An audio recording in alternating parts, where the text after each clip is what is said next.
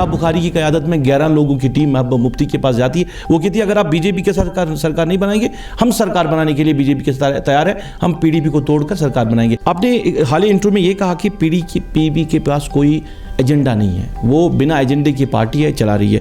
जब आप पीडीपी में शामिल हुए तब मुफ्ती मोहम्मद सईद थे, क्या उस वक्त आपको ये लगा था कि पीडीपी का पास एजेंडा है और मुफ्ती मोहम्मद सईद बेहतर तरीके से पार्टी चला रहे हैं? मुर्गी ने अंडा नहीं दिया, क्योंकि दिल्ली वालों ने मुर्गी का जो दाना दिया था उस दाने में कुछ ऐसी चीज़ें थी, अंडे नहीं दे रही है। कि अगर जम्मू कश्मीर के सियासतदान इस पर फाइट करते तो ठीक था, तब तक तो, क्योंकि डिसीजन पार्लियामेंट को लेना था, डिसीजन प्राइम मिनिस्टर को लेना। सुप्रीम कोर्ट में ले गया इस मसले को, सुप्रीम कोर्ट ने मोहर लगा दी। 370-35 से मिल नहीं सकता। करिश्मा हो सकता है, कुदरत का करिश्मा। जहाज क्रैश होता है, एक बंदा बच जाता है, तो करिश्मा हो गया ना। क्या इन्होंने चौथा किए बिना ही उसको दफना दिया? क्या इन्होंने उसका कफन दफन किया? इन्होंने कफन दफन भी नहीं किया। कि अगर मैंडेट जम्मू कश्मीर अपनी पार्टी को होता तो आज जम्मू कश्मीर एक रियासत होती, यूटी नहीं होती।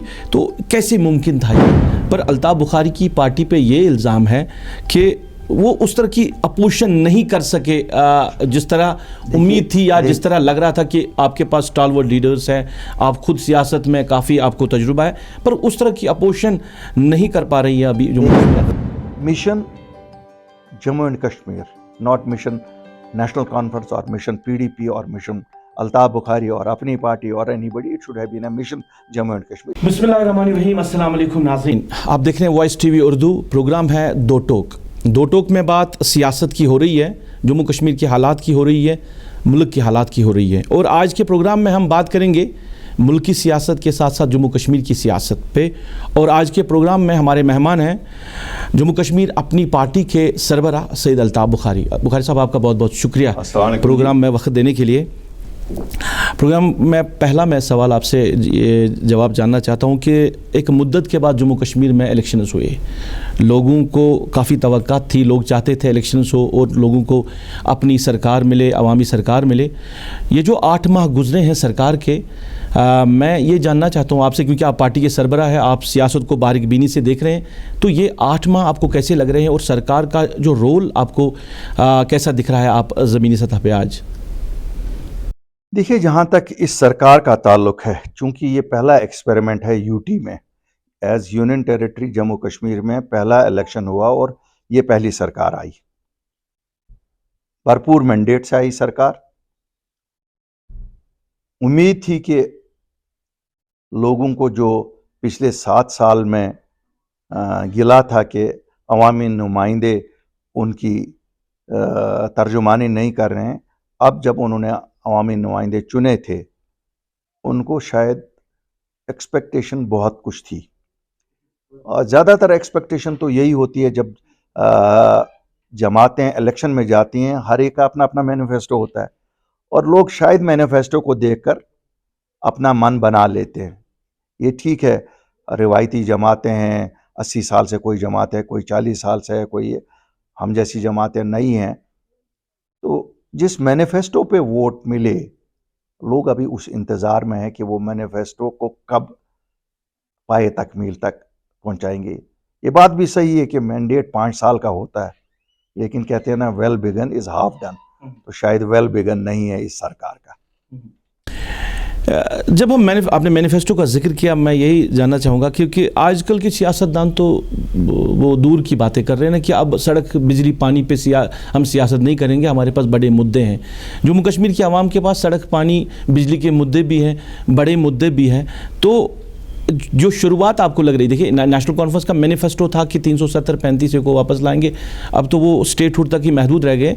पर इस बीच में जो लोगों के मामलात हैं, वो मामलात, उस पर कोई बात नहीं हो रही है। उन मामलात को लेकर कहीं ना कहीं अवाम अभी परेशान है। देखिए, मैं कुछ चीज़ें आपको बताऊंगा, शायद थोड़ी सी पेशेंस, जिस तरह हमने एज ए पॉलिटिकल पार्टी 8 महीने तक पेशेंस रखी ना, मैं कहूँगा शायद लोगों को भी कुछ और टाइम पेशेंस रखनी पड़ेगी, क्योंकि ये जो एक्सपेरिमेंट है इस यूटी गवर्नमेंट का,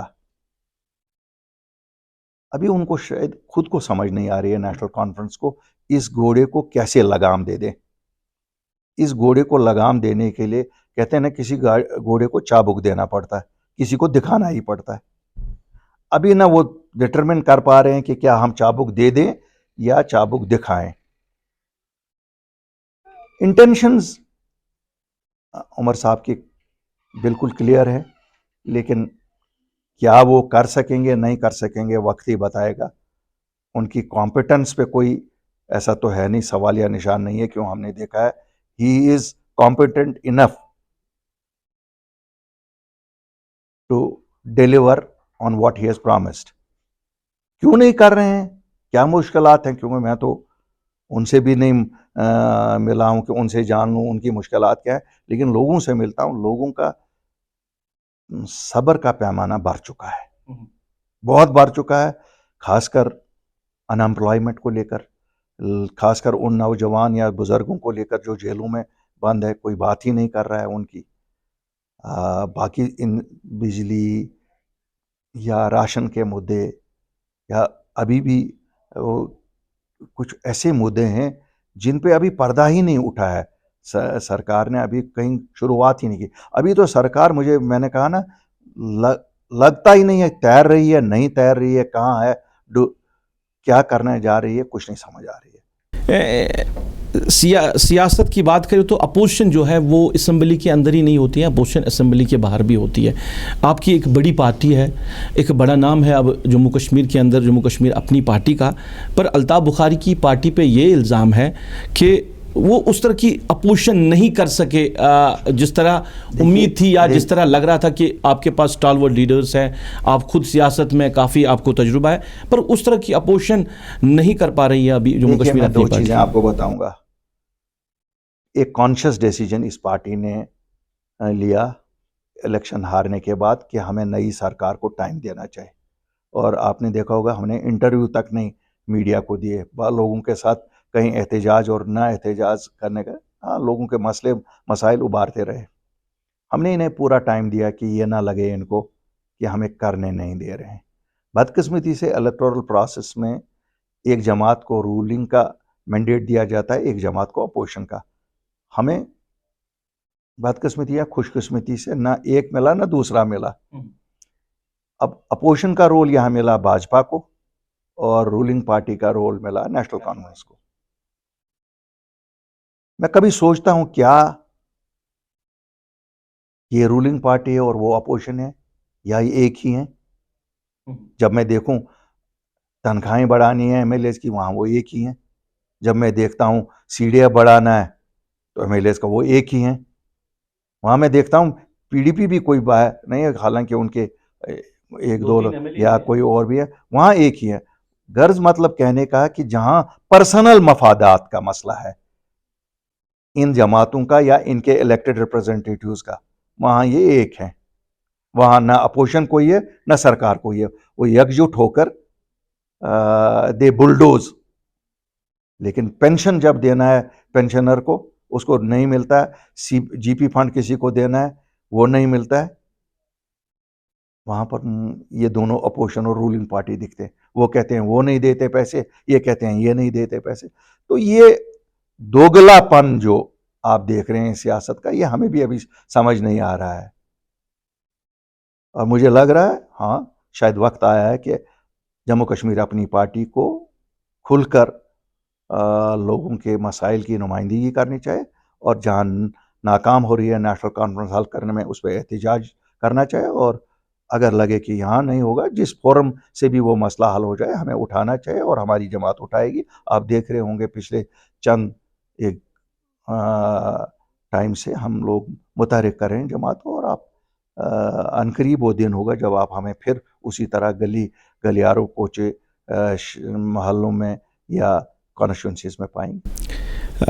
आप तो काफ़ी टाइम विजिबल भी नहीं रहे हैं इलेक्शन के बाद, चलिए इसको आप छोड़ते हैं। यहाँ जो भी पार्टी बनती है, कोई लीडर सामने आता है, वो दो चीज़ों पे सियासत करना चाहता है। मैं नेशनल कॉन्फ्रेंस की बात करूँगा, मैं पीडीपी की बात करूँगा, हर एक जो सियासत करना है वो 370 और 35 है। क्योंकि आपने जब पार्टी बनाई तो आपने दो टोक कुछ बातें कही, शायद वो लोगों को वो बातें बुरी भी लगी हैं, क्योंकि शायद इलेक्शन में जो नताइज सामने आए वो भी एक रीज़न हो सकता है, जो टैग लगा आपकी पार्टी पर। दो टोक बातें आपने कही है कि जो चीज़ें पॉसिबल है वही हम लोगों से कहे, और जो चीज़ें पॉसिबल नहीं है वो नहीं। क्या आगे के लिए आपको लग रहा है कि 370 जो है वो जम्मू कश्मीर को वापस मिल सकता है, या उस पर फिर सियासत करने की ज़रूरत नहीं? मेरी पार्टी का मैनिफेस्टो अगर आप उठाएंगे, आप उसको उठाइए शुरू के पन्ने से आखिरी पन्ने तक, जो उसमें लिखा है वही सियासत है, वही चीज़ें हो सकती है, और उन्हीं चीज़ों पे जम्मू एंड कश्मीर अपनी पार्टी हमेशा कारबंद रहेगी कि हमारे वो मसाइल हो जाए। नंबर 1। नंबर 2, कहते हैं ना उम्मीदी कभी एक मुसलमान से एक्सपेक्ट ना करिए। इसलिए मैं ना उम्मीद नहीं हूँ कि 370-35 से मिल नहीं सकता। करिश्मा हो सकता है, कुदरत का करिश्मा। जहाज क्रैश होता है, एक बंदा बच जाता है, तो करिश्मा हो गया ना। तो ऐसे ही करिश्मा हो सकता है 370-35 से। ये है वकालत करने वाला कैसा होगा, वकील कैसा होगा।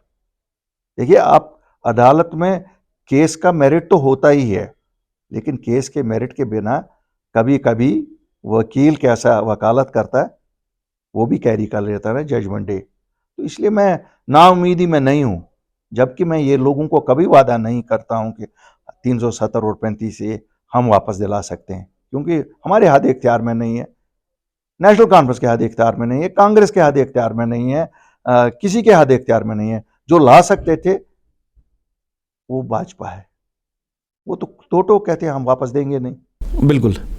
एक चीज़, क्योंकि कुछ लॉ नोइंग जो लोग हैं उनके साथ मेरी बात हुई है, बात होती रहती है, वो कह रहे हैं कि अगर जम्मू कश्मीर के सियासतदान इस पर फाइट करते तो ठीक था, तब तक तो, क्योंकि डिसीजन पार्लियामेंट को लेना था, डिसीजन प्राइम मिनिस्टर को लेना, सुप्रीम कोर्ट में ले गया इस मसले को, सुप्रीम कोर्ट ने मोहर लगा दी, और अब ये मुमकिन नहीं है कि इसको पार्लियामेंट भी वापस दे सकता है, क्योंकि सुप्रीम कोर्ट से बढ़कर कुछ नहीं है। एक स्टैंप वहां से लगी है कि ये जनाब अब जो कुछ गया है वापस मिल नहीं सकता। दो चीजें मैं कह दूं। एक तो ये कानूनी माहिरीन की जो राय है, जहां तक कानून के राव से बात करें तो शायद वो सही है कि सुप्रीम कोर्ट ने जब कोई डिसाइड किया, लेकिन 5 जज ने डिसाइड किया, 7 मेंबर्स का बेंच हो सकता है। ऐसी भी बातें नहीं होती हैं। मैं आपको बताऊं कि ऐसा कोई टाइट रोप नहीं होता कि नहीं हो सकता है। नंबर 1। नंबर 2, जिस वक्त लोगों ने इसको कोर्ट में चैलेंज किया, मैं आज भी कहता हूं, कल भी कहा, आगे भी कहूंगा, दे ट्राई टू हुडविंक पीपल। उनको लगा हम तो ले गए हैं कोर्ट में, उनको पता थी शायद कोर्ट कभी फैसला ही नहीं देगा। बिल्कुल, वो गलत फैसला था। लेना ही सियासी मसला था। ये हमारी जमीन जागीर का मसला थोड़ा ही था कि हम जमीन जागीर के लिए लड़ रहे थे। It was a political issue to be fought politically with in the court of people. When you take it to the judicial will decide it on the basis of. वो एक रेस लगी थी ना कि जी हमको सुप्रीम कोर्ट ले गए, मेरा भी वकील गया है, मेरा भी वकील गया है, मेरा भी वकील गया है, हर एक ने कहा मेरा वकील गया है। तो ये खुशकिस्मती से हम वाहिद एक जमात हैं जो उस वक़्त एग्जिस्टेंस में नहीं थे, कि इसलिए हम कोर्ट में जा नहीं सके। उसके बाद भी हमने कोशिश की थी कि हमें उसमें जाना चाहिए। जब वकीलों के पास हम गए तो इस मुल्क के सबसे बड़े वकीलों के पास मैं गया, तो मैं एक बिजनेसमैन हूँ बुनियादी तौर। तो मुझे वकील साहब ने कहा सुनने के बाद, अल्ताफ़ साहब, ज़मीन जायदाद का मसला लड़ना है तो केस बड़ा प्यारा है, लड़ सकते हैं। अगर खाली तमाशा ड्रामा करना है कि मैं भी हूँ, तो फिर जनाब फिर ठीक है, फीस भर लीजिए। हाँ। इतनी मेरी फीस है, ऐसा है तो कर। लेकिन अगर मेरी राय लेंगे, क्योंकि मैं भी हमदर्द हूँ जम्मू कश्मीर के लोगों का, फिर ये मसला अदालत का नहीं है, ये मसला अवामी सतह पे उठाइए। और कहीं ना कहीं किसी दिन होता है, तहरीकें उठती हैं। हम कोई आज़ादी वाली तहरीक तो नहीं ढूंढ रहे थे ना जो मुल्क के खिलाफ थी। तो इस तहरीक को बड़े हिसाब से चलाया जाना चाहिए था, पार्टी बेसिस पे नहीं चलाया जाना चाहिए था। It should have been a mission Jammu and Kashmir, not mission National Conference और मिशन PDP और मिशन अल्ताफ बुखारी और अपनी पार्टी और anybody. It should have been a mission Jammu and Kashmir. जिस तरह लद्दाख क्यों ने किया, लद्दाख वालों ने क्या किया, जो कुछ भी वो ढूंढने के लिए निकल रहे हैं, they are not trying to get it as Buddhist और एज मुस्लिम या लद्दाख। मुतहरिक लगे वो हम मुतहरिक ही नहीं हुए। किसी चीज़ पे नहीं हुए। जब हमारे पावर्स डाइल्यूट किए गए यहाँ चीफ मिनिस्टर के, सब गवर्नर एलजी को दिए गए, हमने एक अपील की, आइए साहब सब मिलते हैं। वापस जवाब आया 7 तारीख को मीटिंग करेंगे, 5 को ही आया नहीं जी नहीं करेंगे। तो यहाँ जो हमारी पॉलिटिक्स है, आपको कितना किसी का चेहरा अच्छा लगता है उस बेसिस पे है। यहाँ कौम को क्या अच्छा, कौम के लिए क्या अच्छा करते हैं वो नहीं। हम हमारी बदकिस्मती वो है कि जम्मू कश्मीर में अभी भी वी लिव विथ प्रेजुडिसेस।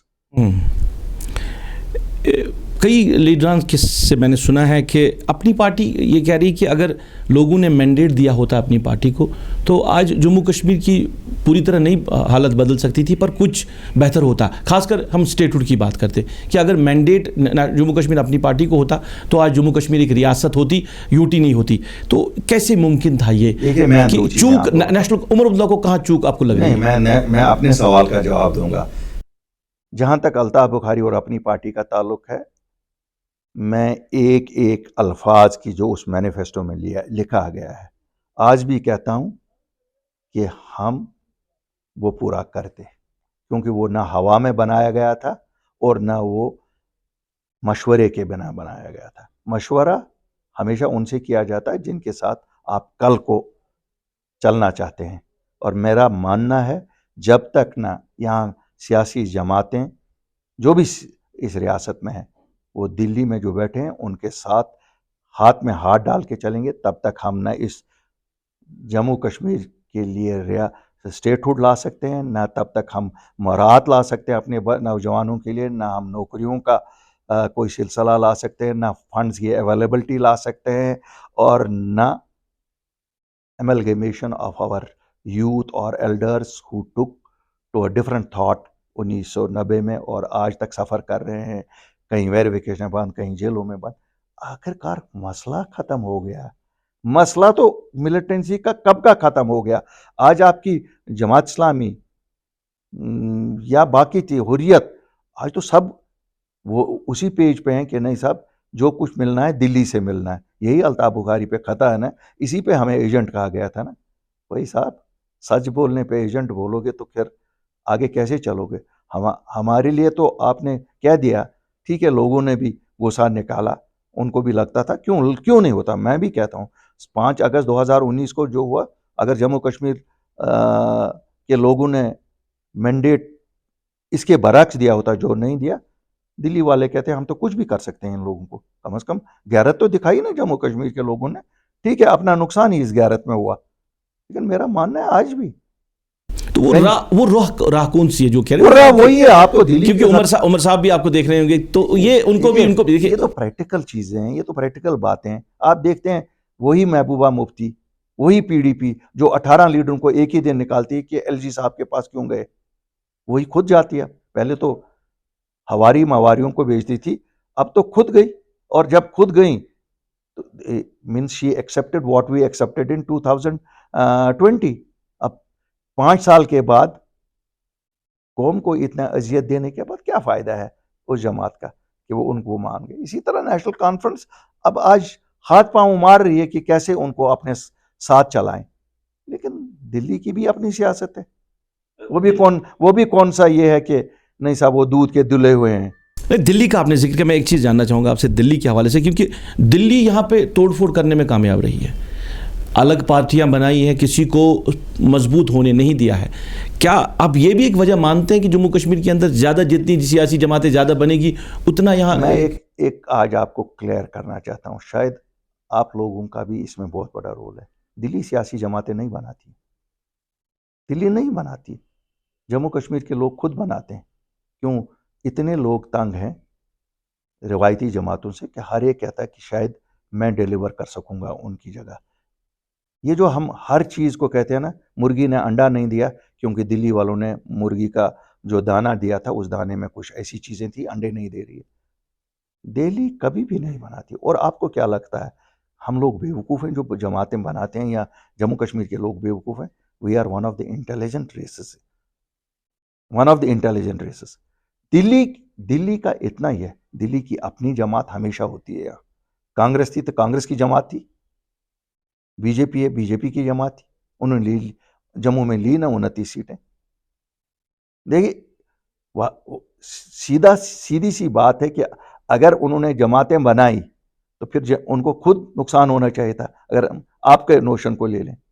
मैं उदाहरण भी देता हूँ ना, नेशनल कॉन्फ्रेंस बार बार कह रही है जब से पीडीपी बनी है कि ये वाजपेयी और एल के अडवाणी की क्रिएशन है। उन्होंने मुफ्ती साहब को खड़ा किया, आप अलग से पार्टी बनाओ, नेशनल कॉन्फ्रेंस को तोड़ करना है और कमज़ोर करना है। जब आप सियासत में, जब आप पीडीपी से अलग हुए, आपने जम्मू कश्मीर अपनी पार्टी बनाई, ये नेशनल कॉन्फ्रेंस ने नहीं बल्कि पीडीपी ने भी कहा कि अल्ताफ़ बुखारी को अमित शाह और मोदी जी ने बनाया कि एक अलग पार्टी बनाओ कि ये फिर आप फिर क्यों ना आप महबूबा जी से कहें, क्या उनको अमित शाह ने ही कहा था अल्ताफ़ बुखारी को पार्टी से निकालो? फिर इसका मतलब है नहीं, फिर देखिए, अगर मैं इस आर्गुमेंट को ले लूं, क्या ये अमित शाह ने ही कहा था उसको कि 18 लोग भी निकालो? देखिए मैं बताऊंगा आपको, 1947 से यहाँ की सियासत को गिरवी बनाकर रखा गया इन्हीं इल्ज़ामों पे। जब 1947 में उस वक्त की मुस्लिम कॉन्फ्रेंस लीडरशिप को धकेल दिया गया यहाँ से सो कॉल्ड पाक ऑक्युपाइड कश्मीर में, वो भी उस वक्त कहा गया क्योंकि नेशनल कॉन्फ्रेंस, फिर मुझे बताइए पहली हुकूमत जो नेशनल कॉन्फ्रेंस की बनी वो तो दिल्ली में बनी, वो तो दिल्ली ने ही बनाया, इलेक्शन तो हुए नहीं थे। मुफ्ती साहब ने जमात बनाई, उम्र भर तो कांग्रेस में थे, वो कौन सा नया अचंबा उन्होंने किया कि उन्होंने नई जमात बनाई? क्यों? उनको भी लगा कि आगे चलना है, कि यहाँ शायद रीजनल पार्टी का ज़्यादा असर रहता है। दिल्ली नहीं करते, लेकिन दिल्ली का एक चीज़ है, दिल्ली नज़र रखती है हर पे, और दिल्ली को पता है किस वक्त किसके साथ कैसे पेश आना है। वो वैसे ही आएंगे जैसे हम क्या करते हैं, कॉन्स्टिट्यूंसी में 3 लोगों को चलाएंगे, फिर देखते हैं जो सबसे मजबूत होगा उसके साथ चलेंगे। हर एक अच्छा, मेरा सवाल दूसरा पर यहाँ आप जहन में मेरा एक सवाल है, ये मैं आपसे जानना चाहूँगा। आप रियलाइज़ करते हैं कि जो कुछ आपने कहा जब से आपने पार्टी बनाई है कि वो चीज़ें आप कहीं एंडोर्स हो रही है? क्योंकि उमर साहब भी आप कहीं ना कहीं रियलाइज करने से क्या होता है, लोगों ने खुद रियलाइज किया। नहीं, उस रियलाइजेशन में एक चीज़ मैं जानना चाहूँगा, क्योंकि सैयद अल्ताफ़ बुखारी का इलेक्शन में आना, और फिर जब जो पोल अलायंस करते थे, टीवी पे डिबेट करते थे, दुकानों पे लोग बैठते थे, तो सैयद अल्ताफ़ बुखारी की सीट कंफर्म थी कि छानपुरा से सैयद अल्ताफ़ बुखारी जीत के जाएंगे, आपके गुलाम हसन मीर को सीट दी गई थी। तो पर रिज़ल्ट कुछ डिफरेंट आए, तो शायद वो लोगों ने वो चीज़ नहीं समझी या सोची कि लोगों ने सही समझा। मैं आपको सच बताता हूँ, लोगों ने सही समझा, क्योंकि भाजपा ने जम्मू में कम्युनलाइज किया इलेक्शन को, उन्होंने consolidation of non Muslim votes की। तो मुसलमानों का जवाब यही था कि हमें भी मिल जाना चाहिए। यहाँ मुसलमान खुद ही कंसोलिडेट हुए, वरना 1947 से आज तक आपको कभी जम्मू का मुसलमान और कश्मीरी मुसलमान एक ही जमात के लिए वोट करते हुए नहीं पाया। आज मुसलमानों ने एक फैसला किया, और यही सबसे बड़ी बदकिस्मती है कि इस इलेक्शन ने रीजनल डिवाइड पे वोट नहीं हुए, इस पे कम्युनल डिवाइड पे वोट हुए। और जहां तक अल्ताफ़ बुखारी और अपनी पार्टी का ताल्लुक था, चूंकि हमें विलन के तौर पे पेश किया गया था कि हम शायद कोई बड़े विलन थे, और हम सांस और पानी और हर एक चीज़ दिल्ली के एमा से ही लेते हैं, तो जाहिर है नज़ला तो गिरना ही था किसी पे। तो नज़ला तो हम पे गिरा, हमारी जमात पे गिरा, इंडिविजुअल्स पे गिरा, लेकिन हम कौन है? गिरा तो लोगों पे। हम तो अल्टीमेटली लोगों के ही हमदर्द थे। चलिए, एक चीज़ मैं जानता हूँ, आप कल भी आपने मीडिया के साथ इंटरेक्शन किया, आप कह रहे हैं कि मैंने 2 चीज़ें की है जम्मू कश्मीर के लोगों के लिए, लैंड गारंटी और जॉब गारंटी। ये थोड़ा मैं इलाबरेट आप करें थोड़ा बहुत, क्योंकि 83,700 कुछ डोमिसाइल्स अभी तक दिए गए हैं। मैं 2 चीज़ें आपको आज वाज़ह करना चाहता हूँ। 30 मार्च 2020 को एक ऑर्डर निकलता है जिसमें क्लास 4 जॉब्स जम्मू कश्मीर के वासियों के लिए रखी जाती हैं। निकालिएगा ऑर्डर, नेट पे है, गवर्नमेंट ऑफ इंडिया की नोटिफिकेशन निकली।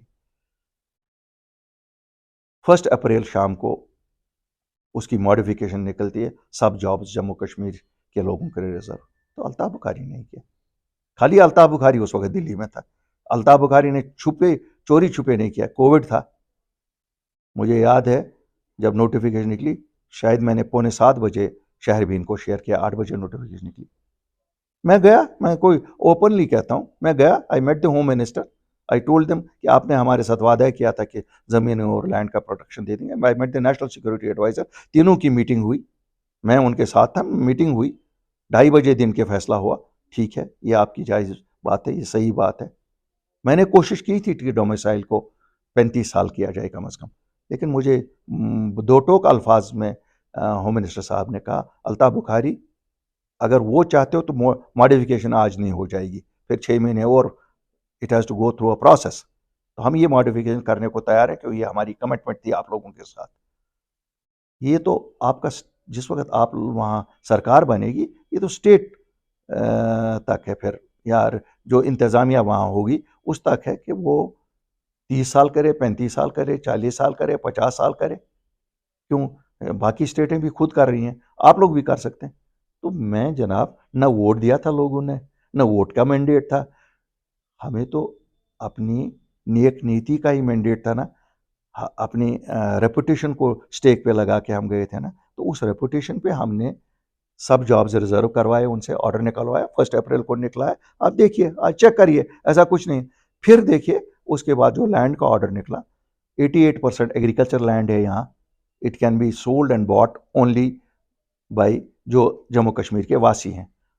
7% आपका फॉरेस्ट लैंड और गवर्नमेंट लैंड है, वो भी कोई नहीं खरीद फरोख्त कर सकता है जम्मू कश्मीर के वासियों के बिना। 5%, यस, मैं मानता हूँ, ये कहा गया कि इंडस्ट्री को इजाज़त होगी, आफ्टर प्रॉपर वेरिफिकेशन उनको परमिशन मिलेगी खरीदने की।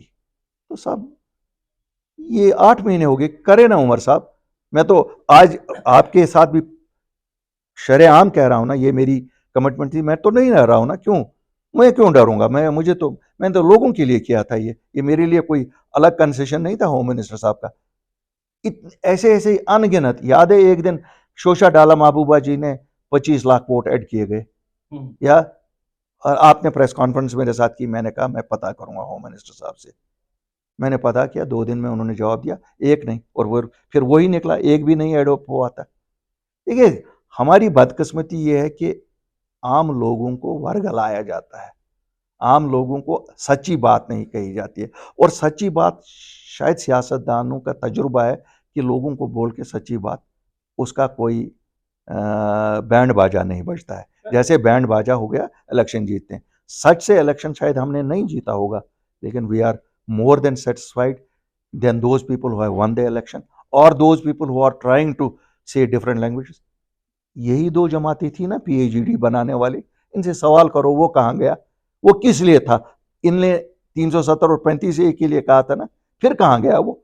क्या इन्होंने चौथा किए बिना ही उसको दफना दिया? क्या इन्होंने उसका कफन दफन किया? इन्होंने कफन दफन भी नहीं किया। Otherwise वनान तो क्या राय शुमारी बरम दोबस वो बबस क्या मुबारक, तो ये मो तो स्थिति कोर ने क्या। चलिए प्रोग्राम के आखिरी लम्हात है तो आपके पुराने घर की तरफ जाते हैं, क्योंकि आप बात तो पीडीपी के हवाले से करते ही है। आपने हालिया इंटरव्यू में ये कहा कि पीडीपी के पास कोई एजेंडा नहीं है, वो बिना एजेंडे की पार्टी है, चला रही है। जब आप पीडीपी में शामिल हुए तब मुफ्ती मोहम्मद सईद थे, क्या उस वक्त आपको ये लगा था कि पीडीपी का पास एजेंडा है और मुफ्ती मोहम्मद सईद बेहतर तरीके से पार्टी चला रहे थे? देखिए, कोई मुकाबला नहीं है मुफ्ती मोहम्मद सईद साहब की पार्टी चलाने का और आज की क़यादत का, कोई मुकाबला ही नहीं है। अगर मुकाबला किया जाए, ये तो हो गया ना, आप कोई मुकाबला होता ना कि यू कैन, इनका कोई मुकाबला नहीं, नंबर 1। नंबर 2, अचीवेबल था, नॉन अचीवेबल था, एक सेल्फ रूल तो एजेंडा था ना, एक सेल्फ रूल तो एजेंडा था ना उस पार्टी का। या एक सबसे बड़ा एजेंडा जो उस पार्टी का था कि हम खानदानी राज के खिलाफ हैं। प्लीज ये नोट करिए, हम खानदानी राज के खिलाफ हैं। अक्सर लोग जो उस पार्टी में गए, मैं आपको अपनी बात कहूंगा, हम तो इसलिए गए थे क्योंकि हम खानदानी राज के खिलाफ थे, हम तो सताए हुए थे एक खानदानी राज के, हमें लगा, लेकिन अल्टीमेटली वो भी पूरा नहीं हुआ। नंबर 1। नंबर 2, आज मेरी जमात पे भी ये इल्जाम हो सकता है, आपका एजेंडा क्या है? एजेंडाज आर इवॉल्व्ड, ये इवॉल्व किए जाते हैं। और आज अगर आप मुझे कहेंगे एजेंडा है ना, हिंदुस्तान के होम मिनिस्टर ने खुद कहा हम पाकिस्तान से बात नहीं करेंगे, हम अपने लोगों से करेंगे। होम मिनिस्टर साहब आइए, आज तो जमात इस्लामी भी मेन स्ट्रीम में है, आज तो हुर्रियत भी मेन स्ट्रीम में है, आज तो सभी लोग मेन स्ट्रीम में। आइए करिए अपने लोगों से बात। क्यों नहीं कर रहे हैं आप अपने लोगों से बात? हम नहीं वकालत करते हैं कि आप पाकिस्तान से बात करो, हमें क्या लेना देना है पाकिस्तान से? हमें तो पाकिस्तान ने गाँव ही दिए हैं। आप कर लो ना, इनिशिएट कर लो ना, कब करोगे?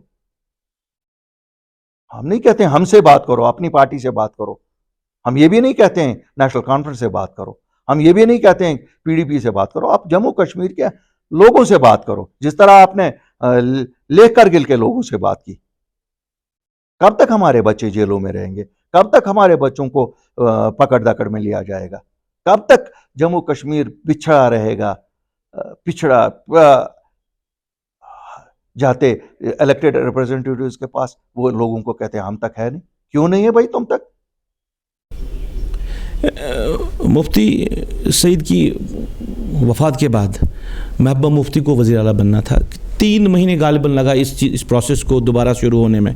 तो उसके बाद ये बातें सामने आई कि दूसरी बार कहा जा रहा है कि हम बीजेपी के साथ नहीं जाते, क्योंकि मुफ्ती सईद की वफ़ात के बाद हमने ये सोचा था कि नहीं, हम सरकार ही नहीं बनाएंगे, हम मिलजुल कर सरकार बनाएंगे, रीजनल पार्टी के बीजेपी के साथ नहीं जाएगी। अल्ताफ़ बुखारी की क़यादत में 11 लोगों की टीम महबूबा मुफ्ती के पास जाती है। वो कहती है अगर आप बीजेपी के साथ सरकार नहीं बनाएंगे, हम सरकार बनाने के लिए बीजेपी के साथ तैयार है, हम पीडीपी को तोड़कर सरकार बनाएंगे। इसकी थोड़ी बहुत वजाहत में चाहूँगा। 2 चीज़ें मैं बताऊंगा।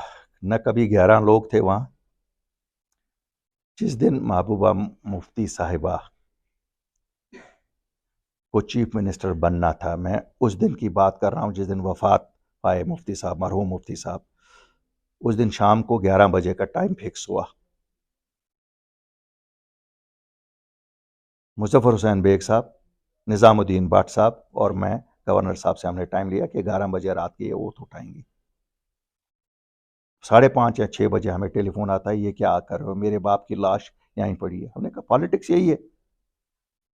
उन्होंने कहा नहीं, मैं कुछ दिनों बाद बात करूंगी। हम लोगों ने भी कहा जाहिर है इनके वालिद साहब का इंतकाल हुआ है तो इसलिए शायद नहीं। 15 दिनों तक यथ कशीर पे पछवार वनान ये मिले नहीं। 15वें दिन जब इन्होंने मीटिंग की तो हम तो सब सोचते थे कि ये कहेंगी कि ये करना है, वो करना है, तोड़ना है, उनके साथ नहीं चलना है। इन्होंने कहा मैं मिड भी जाऊंगी तो मैं फिर भी एजेंडा ऑफ अलायंस पे ही चलूंगी, लेकिन मेरे कुछ चीज़ें हैं जो मैंने क्लैरिफाई करनी है उनके साथ। और मुझे याद है बाहर प्रेस इंतज़ार कर रहा था, नईम अख्तर साहब जिंदा हैं, पूछिएगा। वो बाहर गए, उन्होंने प्रेस को बताया कि महबूबा जी ने कहा ये मुकद्दस किताब है हमारे लिए एजेंडा ऑफ अलायंस, लेकिन मुझे कुछ क्लैरिफिकेशंस करनी है, उसके बाद हम आगे चलेंगे। इन अ लाइटर वेन जब वापस आए, हम लॉन में ही बैठे थे बाकी लोग, जब नईम साहब वापस आए मैंने नईम साहब को कहा आज पे नई निकाह करें। Now I'm speaking something which is part of history, which will always be part of history. उन्होंने कहा क्या? मैंने कहा आपने बाहर बोला ये मुकद्दस किताब है, मुसलमान के लिए मुकद्दस खाली कुरान होता है। तो ये फजूल के कहने अल्ताफ़ बुखारी ने पकड़ के लाया कि तुम चीफ मिनिस्टर बनो। भाई अल्ताफ़ बुखारी तो मिनिस्टर नहीं बना तुम्हारे साथ, और मैं आज भी मानता हूं it was her prerogative to make anybody a minister or not a minister. ये तो चीफ मिनिस्टर जो बनता है उसका ही प्रेरोगेटिव होता है। अगर मैं पार्टी में इनके खिलाफ काम कर रहा था, अगर मैं ये सब साजिश कर रहा था, फिर इन्होंने मुझे क्यों वापस लाया? और चलो फिर उसके बाद फिर इन्होंने एजुकेशन, उसके बाद फिर फाइनेंस मिनिस्टर क्यों बनाया? देखिए ये तो है नहीं कि नहीं साहब मैं कोई पकड़ के इनसे दस्तखत कराया और ये करवाया।